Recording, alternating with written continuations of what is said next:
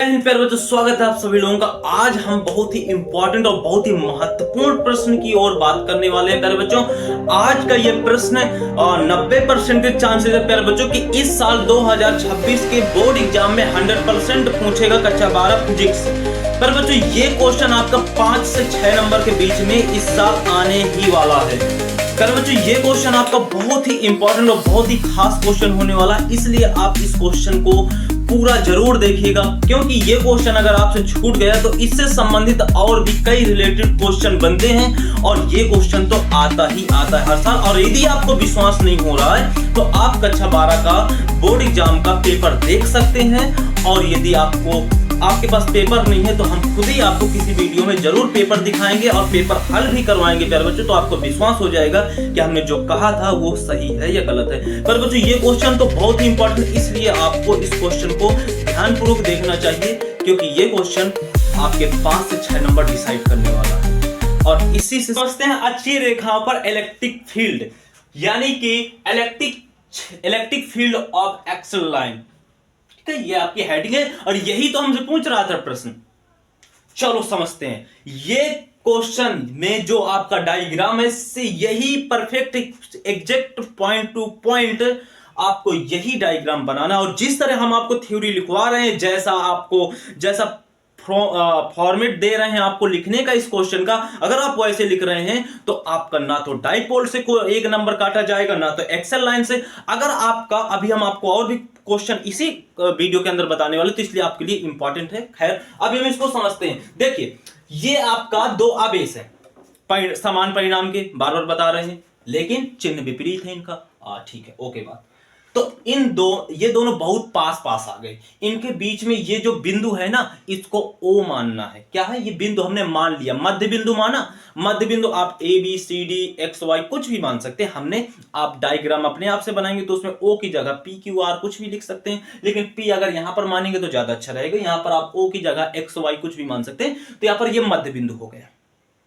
अब ये मध्य बिंदु क्या ऊपर और नीचे जा रही हैं? एक्सल लाइन जा रही हैं, एक्सल लाइन जा रही हैं। क्या जा रही हैं? ऊपर नीचे एक्सल लाइन जा रही हैं। ये प्यारे बच्चों क्या होता है? पी हमने बताया नहीं था आपको कि ये एक्सल लाइन है। क्या है ये पी आपको एक्सल लाइन को दर्शा रहा है। अब हम समझते हैं इलेक्ट्रिक फील्ड यहां पर क्या है। देखिए जब दो समान परिणाम के आवेश विपरीत चिन्ह के पास पास आते हैं तो उनके बीच जो मध्य बिंदु है ना, उस मध्य बिंदु से जो रेखाएं सीधी दिशा पर निकलती हैं, वहीं पर आपका इलेक्ट्रिक फील्ड बनता है। भाई यही रेखाएं तो आपके इलेक्ट्रिक फील्ड होंगी। भाई यही रेखाएं तो आपकी इलेक्ट्रिक लाइन है, अब विद्युत क्षेत्र रेखाएं हैं ना ये। तो यहीं पर आपका ये जो होता है, ये क्षेत्र जो आपका है, यही क्षेत्र आपका कहलाता है इलेक्ट्रिक फील्ड, यानी अच्छी रेखाओं पर इलेक्ट्रिक फील्ड। ठीक है, तो इन्हीं रेखाओं पर जो ये इलेक्ट्रिक फील्ड होता है, यही है आपका इसके चारों ओर, इस रेखा के चारों ओर आपका इलेक्ट्रिक फील्ड है। ठीक है, अब थोड़ा हम लिखेंगे कैसे। इसका फार्मूला क्या होता है? इसका फार्मूला था ई बराबर इक्वाटर लाइन को भी अभी हम समझाएंगे। ई बराबर इक्वाटर लाइन, जिसको हम हिंदी में बोल देते हैं भूमध्य रेखा। क्या बोलते हैं प्यारे बच्चों इंग्लिश हिंदी में? भूमध्य रेखाएं बोलते हैं। भूमध्य रेखाएं का मतलब ऐसी एक्सल लाइन जो नीचे की ओर जा रही हैं, उन्हें हम भूमध्य, यानी जो धरती में जाकर के घुस गई, उन्हें हम भूमध्य रेखा। और जो ऊपर की ओर जा रही हैं, उन्हें हम एक्सल लाइन। है दोनों एक्सल लाइन, लेकिन नाम इनका चेंज हो गया। एक नीचे की ओर घुस रही है, एक ऊपर की ओर जा रही है, तो इसलिए हम इसको भूमध्य रेखा बोल देते हैं। बस फर्क इतना है, ऐसा मत समझिए कि ओ ये भूमध्य रेखा से शुरू, ये क्या हो गया, अभी तो हम एक्सल लाइन पढ़ रहे थे, भूमध्य रेखा कहां से गई? नहीं, वो वही है, बस वो नीचे जा रही है ना, तो इसलिए उसे भूमध्य, यानी धरती में जाने वाली रेखा वो भूमध्य रेखा। ठीक है, लेकिन ये दोनों एक्सल लाइन ही है। ठीक है, यहां तक आपको समझ में आ गया। इनका रेखा जो फार्मूला होता है वो क्या होता है?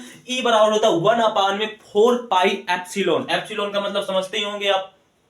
निर्वात में आपका क्या बताता है? माध्यम में आपको निर्वात के बारे में बताता है। माध्यम में विद्युत क्षेत्र को निर्वात के बारे में बताता है, ये विद्युत क्षेत्र को बताता है। हालांकि इसके बारे में हम पढ़ा चुके हैं हमने वीडियो में, आप जाकर देख सकते हैं। 2p क्या है? 2p क्या है? अरे भाई डाइपोल मोमेंटम है ना आपका। और r क्या है? ये देखो, ये क्या है? डाइपोल मोमेंटम, यानी कि द्विध्रुव आघूर्ण। क्या है? द्विध्रुव आघूर्ण है। ये क्या है, आर क्या है, आर क्या है, डाइपोल। ये जो डाइपोल है ना, यानी आघूर्ण है ना ये, अरे ये द्विध्रुव तो है, दो आवेशों के बीच में दो द्विध्रुव है, द्विध्रुव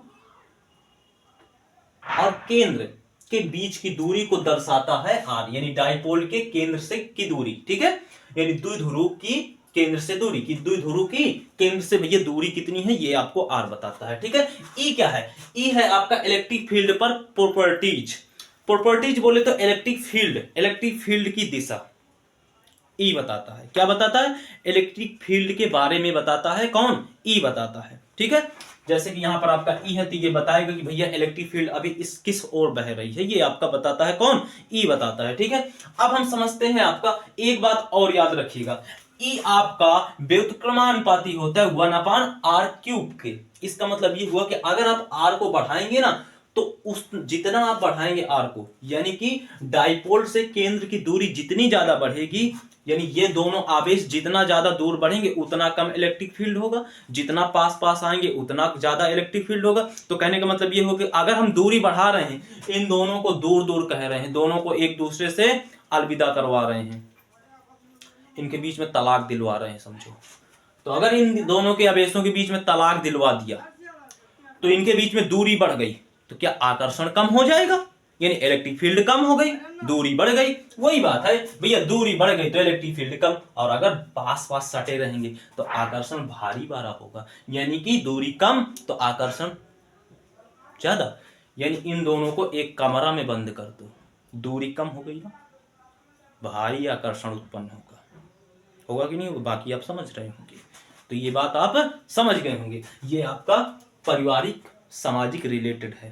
भाई दो व्यक्तियों के बीच में, पति पत्नियों के बीच में, भाई दूरी कम करो, आकर्षण बढ़ जाएगा, इलेक्ट्रिक फील्ड बढ़ जाएगी, और दूरी बढ़ा दो तो इलेक्ट्रिक फील्ड कम हो जाएगी, आकर्षण कम हो जाएगा ना। बात समझ में, अरे आप ये सब समझ रहे होंगे। अच्छा हमारी मेन ये तो आप समझ गए, ठीक है, फॉर्मेट यही रहेगा। परिणाम क्या, यही परिणाम आया भैया कि अगर ये यानी कि दूरी बढ़ाएंगे तो इलेक्ट्रिक फील्ड कम हो जाएगी, आकर्षण कम हो जाएगा। अब हम समझते हैं इलेक्ट्रिक डाइपोल, या इलेक्ट्रिक डाइपोल। अब आपको ये समझ में आ गए हो कि इलेक्ट्रिक डाइपोल होता क्या है। भाई इलेक्ट्रिक डाइपोल अगर आपको बनाना है ना, तो उसमें क्या होना चाहिए, एक्सल लाइन होनी चाहिए और भूमध्य रेखाएं होनी चाहिए। इसको हम ऊपर वाली को एक्सल लाइन बोल देते हैं और नीचे वाली को भूमध्य रेखा। दोनों ही एक्सल लाइन है, लेकिन वो नीचे जा रही है ना, इसलिए हम एक्सल लाइन को, दोनों को एक्सल लाइन ना बोल करके एक को हम भूमध्य रेखा बोल देते हैं, एक को हम एक्सल लाइन यानी अच्छी रेखा बोल देते हैं। कोई दिक्कत नहीं होनी चाहिए।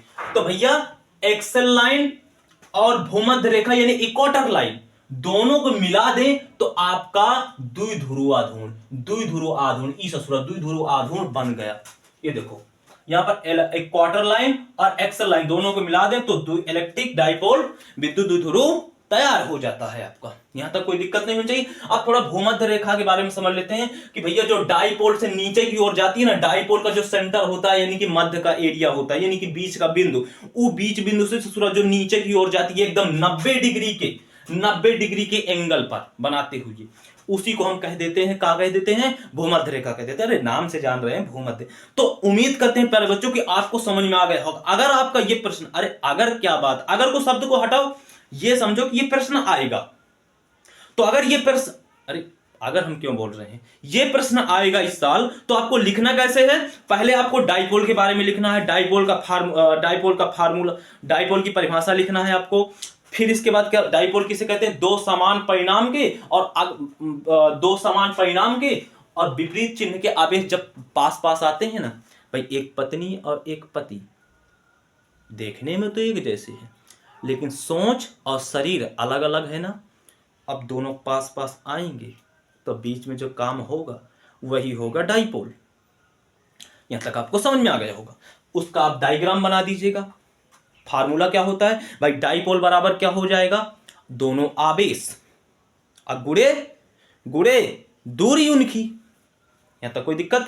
अब हम क्या लिखेंगे, एक्सल लाइन। एक्सल लाइन क्या होती है, एक्सल लाइन जब दोनों आवेश आते हैं पास पास तो उनके बीच में बन जाता है इलेक्ट्रिक फील्ड। अब इलेक्ट्रिक फील्ड को निकलने की जगह नहीं निकलती, तो वो नीचे को और ऊपर को जाता है, उसी को हम कह देते हैं एक्सल लाइन।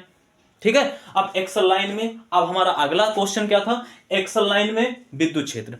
तो भैया जब एक्सल लाइन बनती है ना, जब ऊपर और नीचे को अगल बगल को कहीं नहीं जाती, कहीं कि ये वाला आवेश इस तरफ बैठा है, ये वाला आवेश इस तरफ बैठा है, तो निकलने की जगह है का, इसलिए तो ऊपर नीचे जा रही हैं। तो यहां तक आपको समझ में आ गया होगा, ठीक है। अब ये बात आप ही को मालूम होगी और किसी बच्चों को नहीं मालूम होगी, जो इस क्लास को देख रहा होगा मात्र उसी को मालूम होगी कि एक्सल लाइन इधर को कहे नहीं जाती है, ऊपर नीचे कहे जाती है, या फिर एक क्वार्टर लाइन और एक्सल लाइन दोनों एक ही होती हैं। ये दो फैक्ट आपको बहुत कम बच्चों को मालूम होगा, मात्र आपको मालूम होगा। क्यों? क्योंकि भैया इधर ये सटा बैठा है, इधर ये सटा बैठा है, तो कहाँ निकल पाएगी? दोनों के शरीर के अंदर से घुस के थोड़ा ना निकल जाए, ऊपर नीचे जाएगी। ये बात आपको समझ में आ गई। और एक क्वार्टर लाइन क्यों? क्योंकि ये नीचे की ओर जा रही है। एक्सल लाइन क्यों? क्योंकि वो ऊपर की ओर जा रही है। कितने का कोण बना रही है? 90 डिग्री का कोण बना रही है। फार्मूला क्या होता है भाई? एक इलेक्ट्रिक फील्ड बराबर क्या हो जाएगा? 1/4 पाई एप्सिलॉन, ठीक है, बट 4 पाई एप्सिलॉन गुणे इलेक्ट्रिक डाइपोल यानी कि विद्युत द्विध्रुव आघूर्ण बटे में दूरी, ठीक है। ये आपको समझ में आ गया होगा इलेक्ट्रिक इक्वेटर लाइन क्या है। हालांकि अब हम आपको दोबारा भी समझा चुके हैं, ये पूरा आपको समझ में आ गया होगा। फॉर्मेट यही रहेगा, लिखना ऐसे ही है, आपके 5 नंबर आएंगे। और अब हम आपको बताने वाले हैं कि इससे क्वेश्चन और भी कितने प्रकार के बनते हैं। अगर आपको ये क्वेश्चन देगा तो देगा, ये क्वेश्चन तो देगा आपको, तो ये क्वेश्चन अगर दे तो आपको ऐसे ही तीनों परिभाषाएं लिखना है, 3 बार आपको डायग्राम बनाना है और 1 बार फार्मूला लिखना है, पूरा ऐसे ही विस्तार से लिखना है, नीचे ऐसे ही लिखना है पूरा, ठीक है। और अगर मात्र आपसे एक्सल लाइन पूछे तो आपको हमने बता दिया, मात्र आपसे डाइपोल पूछे, जो कि हर साल पूछता है डाइपोल 2 नंबर में, तो डाइपोल पूछे तो आपको क्या लिखना है? सिंपल परिभाषा लिखवाई है आपको। और यदि मात्र आपको एक्सल लाइन पर विद्युत क्षेत्र पूछे तो विद्युत क्षेत्र के बारे में हमने बताया, यानी कि 3 क्वेश्चन इनसे अलग बनेंगे। यानी एक बनेगा एक्सल लाइन बराबर एक्सल लाइन, एक बनेगा डाइपोल से, और एक बनेगा इलेक्ट्रिक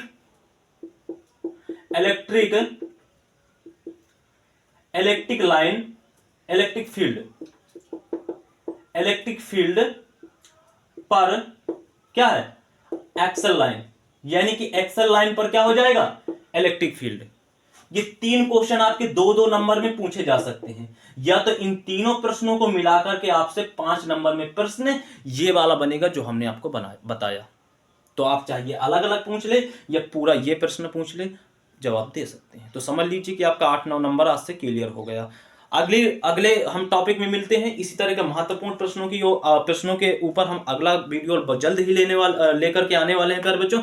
इसलिए अगर आप हमारे चैनल को सब्सक्राइब नहीं किए तो सब्सक्राइब कर लीजिए, ताकि अगला क्लास आपसे छूट ना जाए, जो कि बहुत ही महत्वपूर्ण हो सकती है आपके लिए।